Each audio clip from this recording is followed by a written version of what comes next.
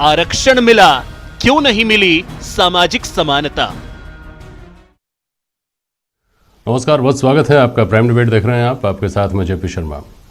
आरक्षण पर अदालत में भले ही बहस खत्म हो गई हो, लेकिन आवाम में इसको लेकर बहस चलती रही है, चलती रहेगी। सामान्य तौर पर इस पर चर्चा होती है कि आरक्षण होना चाहिए या नहीं होना चाहिए, और इस चर्चा का कोई तुक नहीं है। बात शायद इस पर होनी चाहिए कि आरक्षण जिस उद्देश्य को हासिल करने के लिए लाया गया था वो हासिल क्यों नहीं हो पाया। जब हम यही नहीं समझ पा रहे हैं कि आरक्षण के उद्देश्यों की राह का रोड़ा क्या है, तो ये कैसे तय कर पाएंगे कि इन रुकावटों को कैसे दूर करें और हम इनको कब तक दूर कर पाएंगे। आज प्राइम डिबेट में इस मुद्दे पर बहस होगी इन सवालों के जरिए कि क्या अपने उद्देश्यों को हासिल कर पाया है जातीय आरक्षण, सामाजिक विषमता को अभी तक क्यों नहीं पाटा जा सका, और क्रीमी लेयर के बारे में जो कहा जाता है कि अतार्किक निर्धारण हुआ है, यह तर्क कितना सही है, कितना गलत है। हमारे साथ स्टूडियो में इंदिराज सिंह मेघवाल हैं, मेघवाल महासभा के अध्यक्ष हैं। अवधेश आकोदिया जी हैं, वरिष्ठ पत्रकार, और हमारे साथ पाराशरण नारायण जी जुड़े हुए हैं, आप समता आंदोलन के प्रणेता हैं। सत्यनारायण सिंह जी हैं हमारे साथ, आप रिटायर्ड IAS हैं। बहुत स्वागत है आप सभी का। सत्यनारायण जी, आपकी आवाज़ आ रही हो तो मुझे बताइएगा। मुझे आ रही है आपकी आवाज़। हाँ, तो सत्यनारायण जी, अक्सर ये बात कही जाती है, ये बात बार बार उठती है कि आरक्षण अपने मूल उद्देश्य से भटक गया, और आरक्षण का इस्तेमाल करके बहुत सारे राजनीतिक दल बन गए। बहुत सारे राजनीतिक दलों का ये उद्देश्य पूरा हो गया कि वो सत्ता में आ गए, बहुतों का ये उद्देश्य पूरा हो गया कि वो सत्ता में बने रहे। बहुत सारे नए नेता बना दिया आरक्षण ने, लेकिन आरक्षण अपने उद्देश्य से भटक गया। वो उद्देश्य क्या था, क्यों नहीं हासिल हो सका, इस पर बहुत विचार नहीं हुआ है। एसएन सिंह साहब, आपको आवाज़ आ रही है ना मेरी? आ रही है आपकी आवाज़। देखिए, सुप्रीम कोर्ट का जो कल फैसला आया है उसमें तो उन्होंने आरक्षण को ही सामाजिक न्याय कह दिया है, और बहुत स्पष्ट रूप से कहा है कि आरक्षण क्यों जरूरी है, और केवल मेरिट के नाम पर नंबर जो मिलते हैं परीक्षा में या इंटरव्यू में, वो पर्याप्त नहीं, वो द्योतक नहीं है। उनका बहुत स्पष्ट ये था कि जवाबदेह हो, संवेदनशील हो, जमीन से जुड़े हुए हो, उत्तरदायित्व की भावना हो, और इसलिए सामाजिक परिस्थितियों को समझने वाला हो, अपनत्व की भावना हो, बंधुत्व की भावना हो, और ये उस आदमी में ज्यादा होगी जो पिछड़ेपन से जमीन से उठ करके आया है। इसलिए शिक्षण संस्थाओं में, चाहे वो जनसंख्या का मामला हो, चाहे वो ये हो कि वो मिलना चाहिए या नहीं मिलना चाहिए, मगर उन्होंने अब स्पष्ट कह दिया है कि ग्रेजुएट में हो जाने के बाद भी पोस्ट ग्रेजुएट के लिए भी वो आरक्षण का अधिकार है। सुप्रीम कोर्ट का ये फैसला यद्यपि पुराने फैसलों का अनुमोदन करता है, जो जस्टिस कृष्णा अय्यर ने और जस्टिस चंद्र चिन्नप्पा रेड्डी ने और जस्टिस BN खरे ने दिया था, उसको और इंदिरा साहनी में भी बहुत साफ कहा गया था कि केवल मार्क्स आना ही जो है वो मेरिट का नहीं है।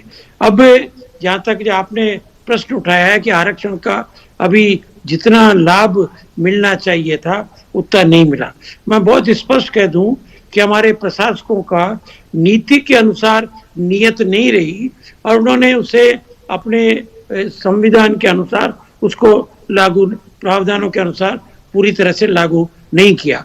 आज भी सर्विसेज में 2%, 3%, 5% प्रतिनिधित्व है, इससे ज्यादा अभी तक नहीं मिल सका है। इसलिए सुप्रीम कोर्ट ने इन सब बातों को दरगुजर करते हुए भी कि गलत लोगों को लाभ मिल रहा है या गलत लोगों को लाभ मिल जाएगा, सही को नहीं मिल रहा है, इनको दरगुजर करते हुए अपने फैसले में कहा है कि हम मेडिकल में जो नई पोस्टें भर्तियां होंगी उसमें 27% देंगे, और आर्थिक आधार पर भी नहीं सत्यनारायण सिंह साहब, एक मिनट रोक रहा हूँ आपको। सुप्रीम कोर्ट ने जो कहा है वो नई बात नहीं है, वो पब्लिक डोमेन में सबको बताया क्या कहा है क्या नहीं कहा, उसकी व्याख्या अपने अपने हिसाब से लोगों ने कर ली। हमारी बहस आज इस बात पर है, इसके इस पहलू पर है, लाभ या हानि की तो हम बात ही नहीं कर रहे हैं, हम तो उद्देश्य की बात कर रहे हैं। मैं जो समझता हूँ, आप तो पुराने आदमी हैं, आप बेहतर समझते हैं कि आरक्षण इसलिए लाया गया था कि जिन लोगों का प्रतिनिधित्व सिस्टम में नहीं है उनका प्रतिनिधित्व हो जाएगा, तो अपने आप को समानता की साथ लोगों के साथ बैठ जाएंगे। पहले दबाव में बैठेंगे, धीरे धीरे लोगों की मानसिकता बदलेगी, वो मुख्य धारा में आ जाएंगे और समाज एक जैसा हो जाएगा, समरसता समाज में आ जाएगी। यही भाव रहा होगा। इसके साथ ही अन्याय नहीं हो जाए किसी के साथ, इसलिए यह तय किया गया होगा कि 50% से ज़्यादा नहीं होना चाहिए। तो ऐसी स्थितियाँ क्या बन गई हैं क्या? आरक्षण जिस सरकार ने जो भी लागू किया, जो हुआ नहीं हुआ वो अलग बात है। 50% तो आरक्षण है ना, 50 हम मोटा मोटा मान लेते हैं 50% आरक्षण है, 50 सीटें आरक्षित हैं, उस पर तो आरक्षित वर्ग का आदमी आएगा। तो फिर भी ये 70 साल में ऐसी स्थितियां क्यों नहीं बदल पाई? जो उद्देश्य तो यही था ना, बेसिकली पैरिटी लाना, समानता लाना, वो समानता का भाव क्यों नहीं आ पाया? बात तो ये है। देखिए, जातियां हिंदू समाज के नींव की पत्थर हैं और इनको बहुत कम से 50 या 40 साल में ही इनको समाप्त नहीं किया जा सकता, बहुत लंबा है। और जातीय आधार पर लोगों में जिस प्रकार की असमानताएं प्रारंभ से लेके अंत तक रही है, वो अभी नहीं हटी है। जैसा मैंने आपको कहा था कि आरक्षण लागू करने वालों की भी नियत जो है नीति के अनुसार नहीं रही। जिस ढंग से लागू करना चाहिए था, जितना लागू करना चाहिए था, उस पर उन्होंने पूरी तरह से नहीं किया, इसलिए अभी तक समाज में असमानता बनी है। मैं एक बात और कह दूं, आरक्षण का उद्देश्य नौकरियां प्राप्त करने का नहीं था, आरक्षण का उद्देश्य गरीबी निवारण का नहीं था, आरक्षण का उद्देश्य था उनकी सामाजिक स्थिति को बढ़ा करके समान स्तर पर लाना और समान अवसर उन्हें देना। आपसे निवेदन की कि आरक्षण का अगर इतना ही उद्देश्य रहा होता तब तो अलग बात थी, तब तो आंकड़े आ जाते 50%। आरक्षित वर्ग के लोग हैं 50%, अनारक्षित वर्ग के लोग हैं आज भी सेवाओं में। लेकिन मुद्दा ये नहीं है ना, मुद्दा तो मूल भाव तो ये था कि पैरिटी आए, समाज में समानता आए। उस समानता के उद्देश्य को प्राप्त नहीं कर पाए। इंदिरा सिंह मेघवाल क्या कारण मानते हैं इसका? देखिए शर्मा साहब, सोशलॉजिकल थ्योरी ऑफ जूरिस्प्रूडेंस कहती है कि वेलफेयर स्टेट के हिसाब से जो कानून बनते हैं उन कानून को ऑनरेबल न्यायालय को ऑनर करना चाहिए। अभी तक का इतिहास ये रहा है कि मेरिट ही एकमात्र क्राइटेरिया ऑनरेबल कोर्ट ने मान्यता दी। हमारे विशेषकर चूंकि एससी को आरक्षण था, एससी एसटी को ही था, तो अभी तक न्यायालय के निर्णय बिल्कुल हमारी डिसेंडिंग होते थे, हमारे खिलाफ होते थे और ये वेलफेयर स्टेट के खिलाफ होते थे, ये मोटा मोटा कहा जा सकता है। अभी बड़ा ऑनरेबल कोर्ट ने बड़ा अच्छा निर्णय दिया है, हम इसका स्वागत करते हैं, देर आए दुरुस्त आए। इससे सोशल जस्टिस का जो फॉर्मेट है, स्टेट वेलफेयर स्टेट की जो डायरेक्टिव प्रिंसिपल्स के तहत जो अधिकार जो मिलेंगे वो अच्छा है, अच्छा एनवायरनमेंट हुआ है। एक सैद्धांतिक रूप से न्यायालय ने सहमति दे दी है, अच्छी बात है। स्टेट किस बात के लिए थोड़ा खुलकर बताइए, कैसे क्या ये थी? इसमें पहले आरक्षण के तहत सीटों पर लोगों की नियुक्तियां होती थी आरक्षित सीटों पर, अब क्या हो गया नया, वो थोड़ा समझा दीजिए फिर बताइए। अभी ये हो गया कि अभी जो कॉन्फ्लिक्ट होता था, सामाजिक संघर्ष होता था, आरक्षण के नाम पे जो द्वंद्व होता था वो द्वंद्व खत्म हो जाएगा और डे बाय डे जो न्यायालय में जाती थी नियुक्तियां अटक जाती थी वो खत्म हो जाएगा। दूसरा जो आपने जो फरमाया, मैं इससे लाभ क्यों नहीं पाया, तो 85% तो प्राइवेट हो गया। गवर्नमेंट के सेक्टर जितने भी 100% डिपार्टमेंट में आरक्षण था, 85 या 90% प्राइवेटाइजेशन हो गया। अब डे बाय डे अभी तो जब गवर्नमेंट सेक्टर रहेगा ही नहीं तो ऑनरेबल कोर्ट को चाहिए कि सरकार से, मतलब विशेषकर दिल्ली सरकार से, स्टेट से मांग करे कि भाई आप सरकारी क्षेत्र छोड़ो तो सही, प्राइवेट सारा कर दो, तो किसके लिए आरक्षण फिर ये? अच्छा। ये तो ये बड़े द्वंद्व क्या है, विसंगति। अच्छा, जो मेरा इसमें जो हमारी ये विशेषकर वेदना है, हम बहुत शुरू से कहते रहे हैं कि जो आरक्षण के लिए क्षेत्र नियत हुआ था आज से 70 साल पहले, वो क्षेत्र आप 15% बचा, 70% बचा ही नहीं। 70% न तो ओबीसी, एसटी, ईडब्ल्यूसी किसी को फायदा नहीं मिलेगा। ये जिस ढंग से कॉर्पोरेट घराने को जा रहा है, पूरा गवर्नमेंट सेक्टर बिक रहा है, देश बिक रहा है, तो ये अजीब सी स्थिति है कि आरक्षण का करेंगे क्या? तो क्या प्राइवेट सेक्टर ने मना कर रखा है क्या आरक्षित वर्ग के लोगों को कि आपको नौकरी नहीं देंगे? नहीं, प्राइवेट सेक्टर में आरक्षण का कोई वजूद नहीं है। वहां तो जब मेरिट के साथ वहां भी हो, ऐसा निर्णय मेरिट के साथ वहां आरक्षण हो। जैसे आप देखिए ओबीसी को इसमें नीट में नहीं दे रहे थे, ठीक है, जब ईडब्ल्यूसी से रात का यूटर्न लेगी जुडिशरी। पाराशर जी, दो बातें मेघवाल साहब ने कही। पहली बात तो ये कह रहे हैं कि आरक्षण का लाभ सही मायने में इसलिए नहीं मिल पाया कि धीरे धीरे सारा जो सरकारी क्षेत्र था वो तो निजी क्षेत्र में बदल गया, तो सरकार आरक्षण कैसे मिलेगा?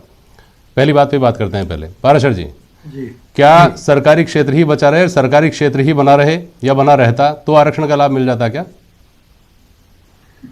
जी, आपका जो प्रश्न है कि जो सामाजिक समानता क्यों नहीं आ पाई, मूल प्रश्न ये है 70 सालों के बाद भी। उससे हमेशा जातिगत आरक्षण के पक्षधर लोग भटकाते रहे हैं।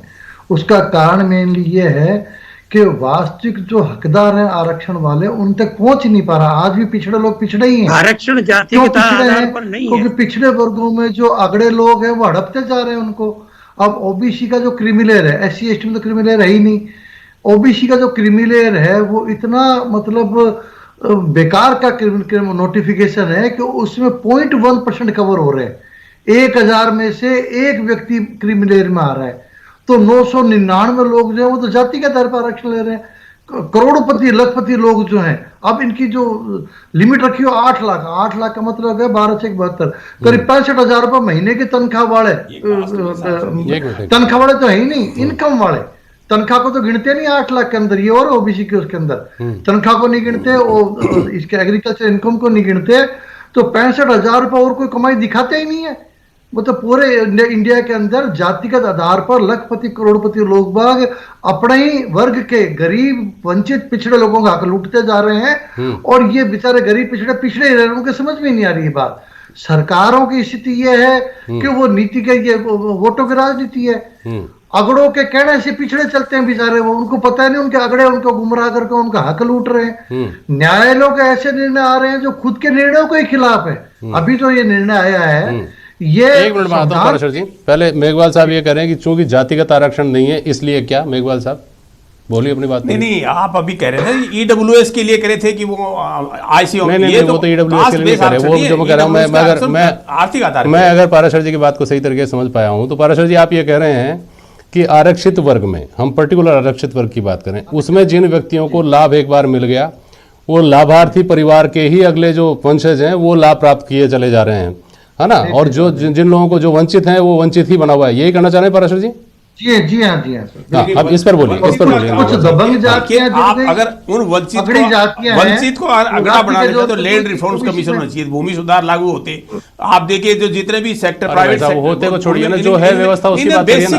देश में, इस देश में कहाँ मतलब जो बेसिक नीड्स है, जमीन है, 2% जमीन SC ST के पास नहीं है, जो ऐसे बेसिक चीजें हैं। कर रहे हैं आप तो ये बताइए कि क्या ये बात तथ्यहीन है, क्या सारहीन है क्या, कि आरक्षित वर्ग में आरक्षण का फायदा जिन परिवारों ने ले लिया वो अगर छोड़ दें तो बाकी लोगों की बारी आएगी? ये गलत है क्या मेघवाल साहब? नहीं, आप देखिए जिस सेंट्रल गवर्नमेंट में 40 लाख एम्प्लॉई है, उसके 2% ही तो आप आए। जब आपके पास 1 अनार 100 बीमार नौकरियां तो ही नहीं। अरे भाई ये बताइए मुझे, क्या दे दोगे? अवधेशा को दिया जी, एक बात मुझे आप समझ के हो तो समझा दीजिए। 100 सीटें हैं, सीधी बात करें एकदम, जो आम आदमी के, मेरे जैसे आदमी के समझ में आ जाए। 100 सीटें हैं, 50 आरक्षित वर्ग की होगी, 50 अनारक्षित की। अब अनारक्षित तो आरक्षित में जाकर ले नहीं सकता कि उसमें से जाकर ले लेगा। आरक्षित वर्ग की 50 सीटें आरक्षित वर्ग ही लेगा ना। तो उसमें अगर एक ही परिवार का, या एक यूँ समझ लीजिए कि जो थोड़े एडवांस लोग हैं, उन लोगों ने अगर उन 50 सीटों को भर दिया और उनके वंशज उनको भरते चले जा रहे हैं, तो बाकी लोगों को कैसे मिलेगा लाभ? बिल्कुल जेपी जी, देखिए, और यही इसकी जो इम्प्लीमेंटेशन हुआ रिजर्वेशन का, ये इसमें सबसे बड़ी खामी है। क्योंकि आपने इसको सामाजिक तौर पर समानता लाने के लिए आपने आरक्षण की व्यवस्था लागू की। उसमें आपने जो रास्ता अपनाया कि जो नौकरियों में लोग आएंगे वो आर्थिक रूप से सुदृढ़ होंगे और सिस्टम में उनका पार्टिसिपेशन होगा, इसके बेस पर समानता आएगी। लेकिन ऐसा हुआ नहीं। जो लोग पहले से समझदार थे या थोड़े पढ़े लिखे थे, उन लोगों ने उसका लाभ पहले उठाया। आप किसी भी वर्ग में उठा के देख लीजिए, चाहे वो SC है, ST है, OBC है, कुछ चुनिंदा जातियां ही या कुछ चुनिंदा परिवार ही उस आरक्षण का लाभ, मैक्सिमम लाभ उठा रहे हैं। और इसी वजह से जो समानता आनी चाहिए थी वो समानता नहीं आई है। और एक नई दिक्कत और पैदा हो गई है इसमें, caste within the caste पैदा हो गई है। जो लोग, जिन लोगों ने आरक्षण का लाभ उठाया, जो अच्छे से सेटल हो गए, जिनके बच्चे सेटल हो गए, वो अपनी ही जाति के लोगों को हीन भावना से देखते हैं। तो ये caste within the caste पैदा इससे अलग से हो गई है। देखिए, सत्यनारायण सिंह जी ने बिल्कुल ठीक कहा कि जाति हमारे समाज की हकीकत है, और इस जाति को, जातिगत जो भेदभाव है, इसमें समानता लाने के लिए आरक्षण लागू हुआ। लेकिन क्या केवल आरक्षण से जो सरकारी नौकरियों में है उनका पार्टिसिपेशन बढ़ा के, चाहे वो SC है, ST है, OBC है, या उनको आर्थिक रूप से सुदृढ़ करके समानता आ सकती है? क्योंकि उनके बीच में ही इतनी असमानता है, उन जातियों के बीच में ही। आप किसी भी वर्ग को उठा के देख लीजिए, कई जातियों का प्रतिनिधित्व ना के बराबर है, और कई जातियां बिल्कुल भरमार हैं। आप कहीं भी चली जाइए, कुछ सर्विसेज ऐसी हैं, कुछ जाति के लोग आपको पूरे देश में मिलेंगे। तो ये जो इस तरह की इसमें खामी है, इस पर सरकारों को गौर करना चाहिए, लेकिन सरकारें इस पर गौर नहीं करती हैं, क्योंकि जो सामाजिक समानता लाने का जो काम था, सिर्फ आरक्षण के बूते वो नहीं हो सकता था, समाज की भी इसमें भूमिका थी। तो समाज में तो क्या हुआ, जातिगत संगठन बन गए, उल्टा उन्होंने उसको भटका दिया समानता को लाने के चक्कर में। दूसरा, राजनीति भी इसी ट्रैप में फंस गई। एक मिनट महेंद्र मेघवाल जी बोलिए, जल्दी देखिए मैं आपका जवाब दे रहा हूं। आप कह रहे हैं कि कुछ लोग बिल्कुल वंचित हैं, ये तो देखिए जुडिशरी तो हमारे लोग है ही नहीं, फिर वहां भी आरक्षण दो भाई। आपका कार्यपालिका और व्यवस्थापिका दोनों में तो जुडिशरी में तो फिर। और जो सवाल मैंने किया आपसे, तो परीक्षा नहीं होती। आपसे जो सवाल किया उसका क्या, नहीं जवाब है क्या? आप तो नई चीज कह रहे हैं कि वहां भी दीजिए, भूमि को निर्धारण करिए, जुडिशरी में दीजिए। कि सोशल स्टेटस का इंप्रूव हुआ, कोई आईएएस बन गया तो मंत्री भी जा सकता है क्या? वहां छूत तो छूत है, कोई रोकता है क्या? नहीं बिल्कुल रोकता है।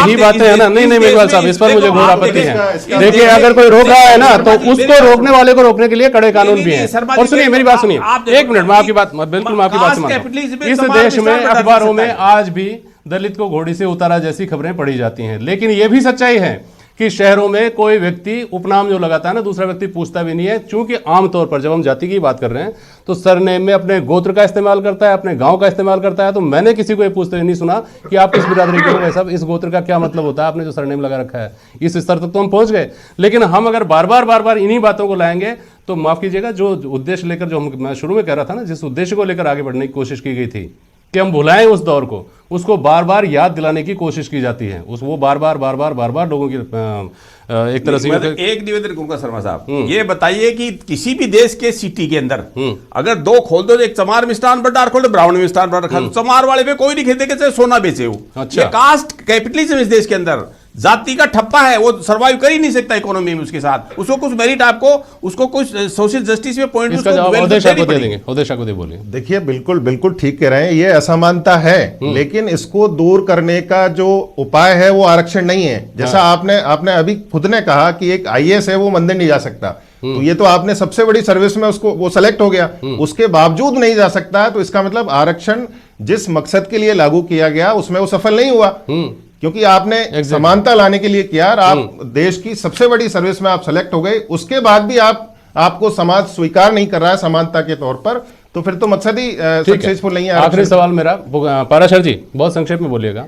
आरक्षण का विरोध करने का तो सिलसिला खत्म हो गया। आरक्षण विरोधी आंदोलन आज से 30 साल पहले हुए थे, उसके बाद में कोई आरक्षण विरोधी आंदोलन नहीं हुए।